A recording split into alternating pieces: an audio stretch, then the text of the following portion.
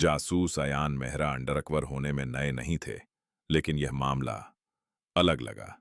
शहर में कला चोरी की एक के बाद एक घटनाओं ने टहलका मचा दिया था और सारे सबूत एक ही व्यक्ति की ओर इशारा कर रहे थे। मीरा सेन, एक शांत कला क्यूरेटर जिसका बेदाग रिकॉर्ड था।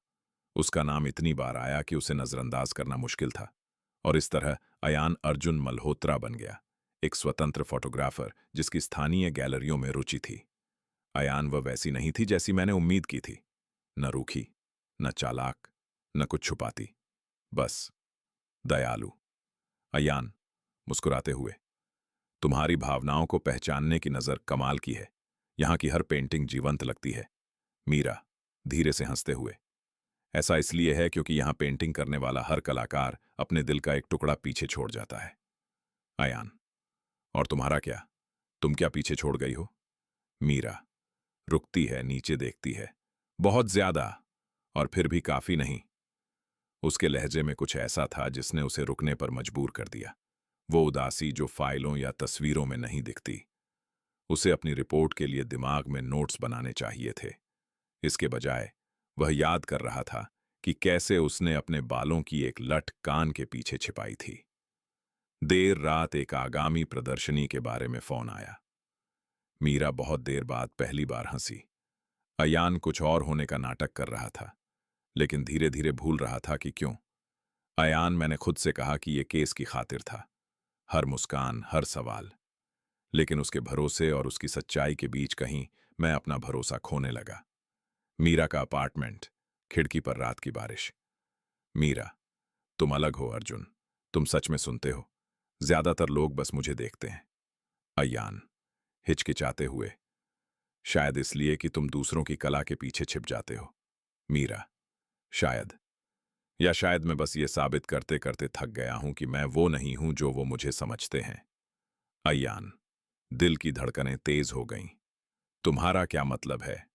मीरा, फुसफुसाते हुए, उन्हें लगता है कि मैंने कुछ चुराया है। मैंने नहीं चुराया। मैं कसम खाता हूं कि मैंने नहीं चुराया। उसका गला रुंध गया। जिस महिला की वो जांच कर रहा था, उसने अभी अभी कबूल किया है। अपराध बोध नहीं बल्कि दर्द। और उसने उस पर विश्वास कर लिया। पहली बार। वह चाहता था कि वह निर्दोष साबित हो। इसलिए नहीं कि इससे मामला साफ हो जाता, बल्कि इसलिए कि इसका मतलब होता कि उसके दिल ने उसे धोखा नहीं दिया। जितना वह गहराई से खोजता, बात उतनी ही साफ होती जाती। मीरा चोर नहीं थी। वह तो पर्दा डालने वाली कहानी थी। किसी और ने शक दूर करने के लिए उसका नाम गढ़ा था। अयान, कार में चीफ को वॉइस मेमो। लक्ष्य निर्दोष है। असली अपराधी गैलरी निवेशक विक्रम दास है। अभी सबूत भेज रहा हूं। लेकिन जैसे ही उसने भेजा, सबूतों का बोझ उसके सिर पर चढ़कर बोला, उसे पता चल जाएगा कि वह असल में कौन है, और वह उसे हमेशा के लिए खो सकता है। मीरा, आवाज कांप रही है। तुम्हारा असली नाम अयान मेहरा है, जासूस। तुमने मुझसे झूठ बोला। अयान, मुझे करना ही था मीरा। मुझे। मीरा, मेरी जांच करने के लिए। आंसू, क्या तुम्हें अंदाजा है कि कैसा लगता है? तुमने मुझे खुद पर भरोसा दिलाया। अयान, मैंने तुम्हारे प्यार में पड़ने की योजना नहीं बनाई थी, करीब आते हुए। लेकिन मैं तो था। मेरे कहे हर शब्द, हमारे साथ बिताया हर पल, सब सच था। मीरा, मुंह फेर लेती है। मैं कैसे यकीन करूं जब सब कुछ झूठ से शुरू हुआ था? अयान, धीरे से, क्योंकि सच तो ये है, तुम्हें खोने से पहले मैं अपना बैज दांव पर लगा दूंगा। खामोशी। वह खामोशी जो दिल टूटने और उम्मीद के बीच की होती है। 1 महीने बाद आरोप हटा दिए गए। विक्रम हिरासत में था। मीरा का नाम साफ हो गया था। उसने फिर से पेंटिंग बनाई थी, दर्द और रोशनी की अमूर्त आकृतियां। और वह वहां था, कमरे के किनारे पर खड़ा, बिना बैज के, बिना दिखावे के। अयान, खूबसूरत काम। मीरा, हल्की मुस्कान। तुम्हें यहां नहीं होना चाहिए था। अयान, मुझे पता है, लेकिन मैं दूर नहीं रह सकता था। मीरा, तुमने मेरा भरोसा तोड़ा। अयान, अयान, तो फिर मुझे अपनी बाकी जिंदगी इसे वापस पाने में लगा देनी चाहिए। शायद प्यार की शुरुआत परफेक्ट नहीं होती। शायद सच देखने का मतलब होता है किसी के रिकॉर्ड में नहीं बल्कि उसके दिल में। मीरा की नई प्रदर्शनी ने काफी भीड़ खींची थी। जगह जगमगा रही थी। सफेद दीवारों पर फैली गर्म रोशनी उम्मीद और दिल टूटने के रंगों से रंगे कैनवस पर झिलमिला रही थी।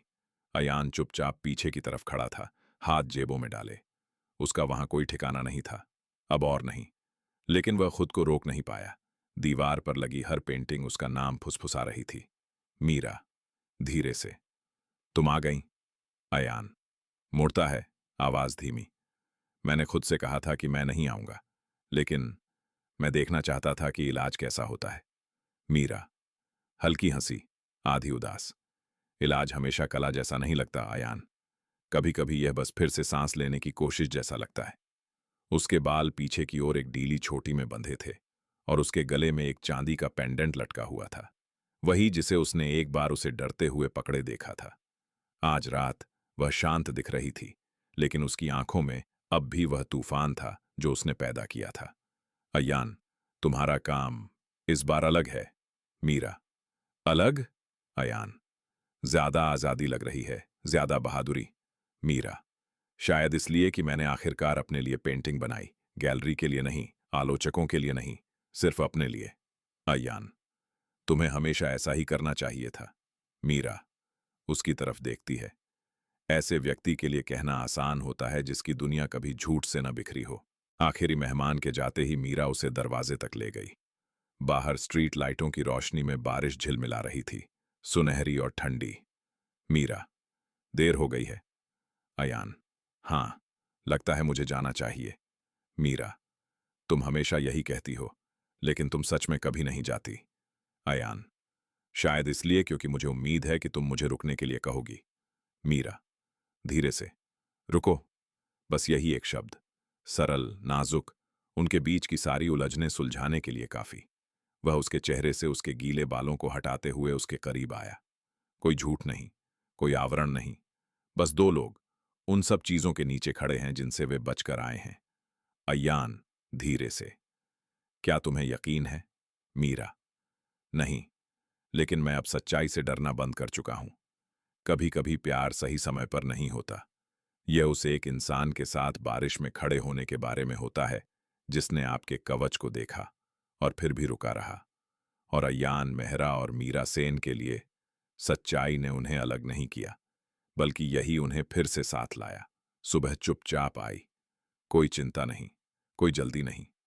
बस पर्दों से छनकर आती धूप लकड़ी के फर्श पर पड़ रही थी और रसोई से कॉफी बनने की हल्की सी महक आ रही थी।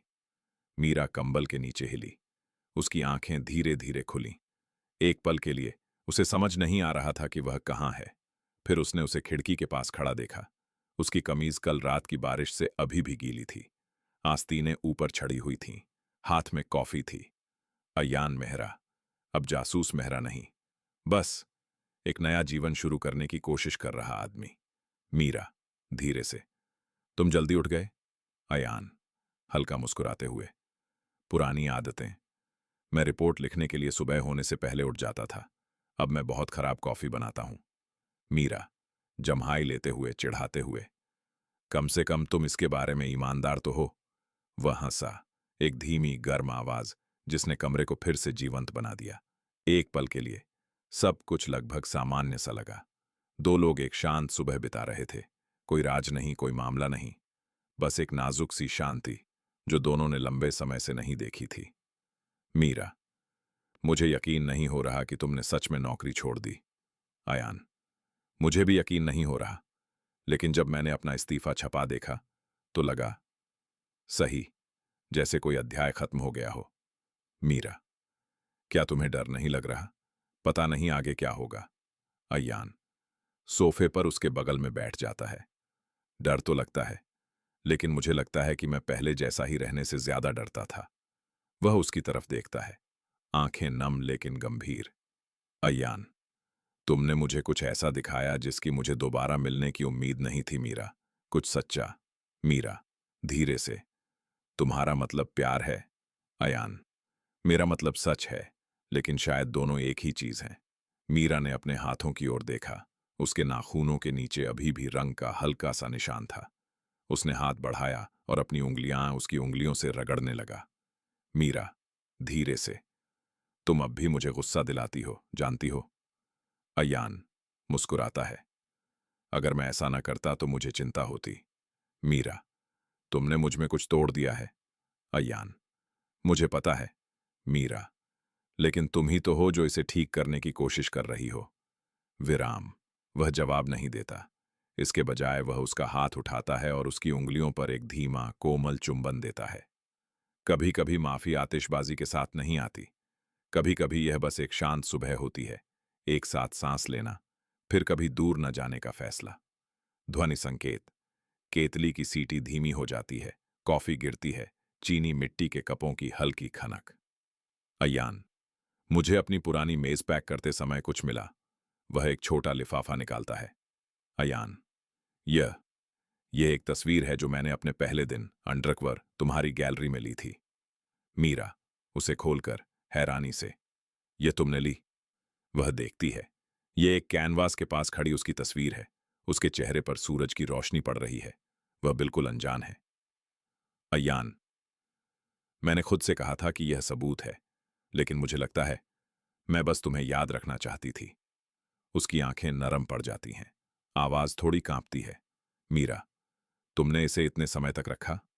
अयान, तब भी जब मुझे नहीं रखना चाहिए था। उनके बीच का माहौल बदल गया, आवेशित नहीं बल्कि शांत, जैसे एक लंबे तूफान के बाद ज्वार उतर रहा हो। मीरा, अब क्या अयान? अयान, अब मैं फिर से शुरू करता हूं। शायद फोटोग्राफी सिखाऊं, थोड़ा घूमूं। मीरा, और मैं? अयान, तुम वही करोगी जो तुम हमेशा से करती आई हो, दर्द को किसी खूबसूरत चीज में बदल दो। वह खड़ा होता है, जाने ही वाला होता है, लेकिन मीरा उसका हाथ पकड़ लेती है। मीरा, दृढ़ता से, तुम्हें अकेले शुरुआत करने की जरूरत नहीं है। वह रुक जाता है, ऐसा विराम जो दिल की धड़कन के बहुत लंबे होने जैसा लगता है। अयान, क्या तुम्हें यकीन है? मीरा, नहीं, हल्की सी मुस्कान के साथ कहती है, लेकिन मैं साथ मिलकर पता लगाना चाहती हूं। बाहर का शहर अब जाग रहा था। कारें, बातचीत, एक और दिन की अफरा तफरी। लेकिन उस छोटे से अपार्टमेंट के अंदर समय थम सा गया था। दो लोग, जख्मी लेकिन नरम, आखिरकार रुकने की वजह पा गए थे। कहते हैं, प्यार भरोसे के बारे में होता है, लेकिन कभी कभी यह साहस के बारे में होता है। सच्चाई का सामना करने के लिए, माफ करने के लिए, और यह विश्वास करने के लिए कि एक टूटा हुआ दिल भी फिर से प्यार करना सीख सकता है। शांति कभी ज्यादा देर तक नहीं टिकती, इस शहर में तो बिल्कुल नहीं। हफ्तों तक अयान और मीरा चुपचाप रहे थे। वह एक छोटे से स्टूडियो में फोटोग्राफी वर्कशॉप सिखाता था। मीरा ने पुनर्निर्माण नामक एक नई कला परियोजना तैयार की। वे फिर से खुश रहना सीख रहे थे। तभी अतीत ने दस्तक दी। दृश्य, मीरा की गैलरी, रात 9:42। ध्वनि संकेत। शांत गैलरी में एक फोन बज रहा है। मीरा ताला लगाकर फोन उठाती है। मीरा, हेलो। अज्ञात आवाज। विकृत पुरुष, तुम्हें उस पर भरोसा नहीं करना चाहिए था। उसका दिल बैठ गया। कोई नंबर नहीं, कोई निशान नहीं, बस वो आवाज। कॉल में ताना मारती हुई, जानी पहचानी। वह एक पल के लिए वहीं खड़ी रही, फोन को ऐसे पकड़े रही जैसे वह खुद ही सब कुछ समझा दे। फिर उसने अपना बैग उठाया और भाग गई। दृश्य, अयान का अपार्टमेंट। ध्वनि संकेत। दरवाजे की घंटी जोर से बजती है। बाहर बारिश तेज हो जाती है। अयान, दरवाजा खोलते हुए हैरान। मीरा, अरे क्या? मीरा, कांपती हुई, भीगी हुई, किसी ने मुझे फोन किया था। उन्हें तुम्हारे बारे में पता था। उन्होंने कहा। अयान उसे अंदर खींचता है, दरवाजा बंद करता है। ठीक है, बैठ जाओ, सांस लो। वह उसके सामने घुटनों के बल बैठ जाता है, उसके कंधों पर तौलिया लपेटता है। अयान, उन्होंने आखिर क्या कहा? मीरा, बस इतना कि मुझे तुम पर भरोसा नहीं करना चाहिए था। आवाज विक्रम की नहीं थी, किसी और की थी, कोई ऐसा जो केस के बारे में जानता हो। अयान का दिमाग तेजी से घूम गया। केस बंद हो गया था, या ऐसा उसने सोचा। अयान, तुम यहां सुरक्षित हो, मैं वादा करता हूं।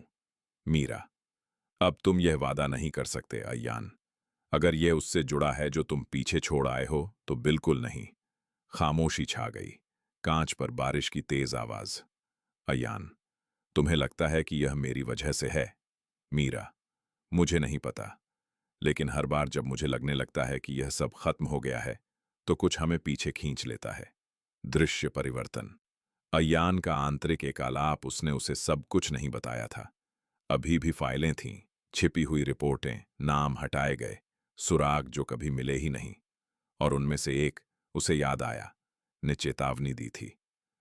यह खत्म नहीं हुआ है। तुम जितना सोचते हो उससे कहीं ज्यादा गहरे में हो। उसने सोचा था कि नौकरी छोड़ देने से भूत मिट जाएंगे, लेकिन भूत गायब नहीं होते। वे तुम्हारा पीछा करते हैं, खासकर जब तुमने गलत लोगों को धोखा दिया हो। मीरा, धीरे से। तुम क्या सोच रहे हो?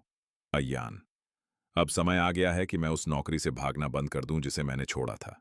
मीरा, तुम वापस नहीं जा रही? अय्यान, नहीं, लेकिन मैं पता लगाने जा रहा हूं कि अब भी कौन हमें देख रहा है। वह खड़ा होता है, अपनी जैकेट पकड़ता है, दृढ़ निश्चय के साथ। मीरा, अयान, नहीं, यह अब तुम्हारी लड़ाई नहीं है। अयान, जिस दिन मैं तुम्हारे प्यार में पड़ा, उसी दिन से यह मेरी लड़ाई बन गई। जिसने भी वह फोन किया था, वे न्याय के पीछे नहीं हैं, वे डर के पीछे हैं। मीरा, धीरे से।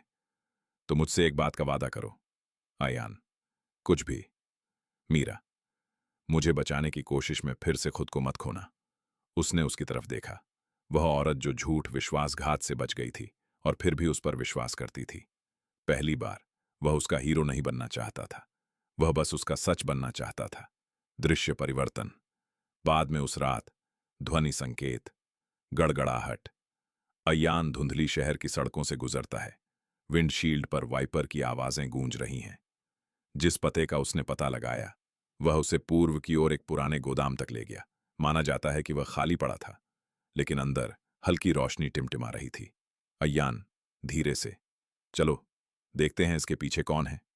वह अंदर आता है, भारी दरवाजा कराह कर खुलता है। मेज पर तस्वीरें, उसकी, मीरा की, गैलरी की, और एक नोट। अयान, धीरे से पढ़ते हुए, फिर से चले जाओ और उसे कीमत चुकानी पड़ेगी। एक तेज सांस, धीमी धड़कन की आवाज उठती है। कथन, ठंडा, शांत। परछाइयां अभी अभी नहीं लौटी थीं, वे वास्तव में कभी गई ही नहीं थीं। मीरा पर वापस आते हैं। मीरा खिड़की के पास बैठी थी, सो नहीं पा रही थी। बारिश रुक गई थी, लेकिन सन्नाटा गड़गड़ाहट से भी भारी लग रहा था। वह मेज की ओर मुड़ी, जहां अयान का कैमरा रखा था। उत्सुकतावश उसने उसे उठाया और चालू किया। एक तस्वीर सामने आई। वह उस रात गैलरी में खड़ी थी जिस रात उसे फ्रेम किया गया था, और उसके पीछे प्रतिबिंब में धुंधला एक चेहरा था जिस पर उसने पहले ध्यान नहीं दिया था। विक्रम नहीं, कोई और। कोई देख रहा था,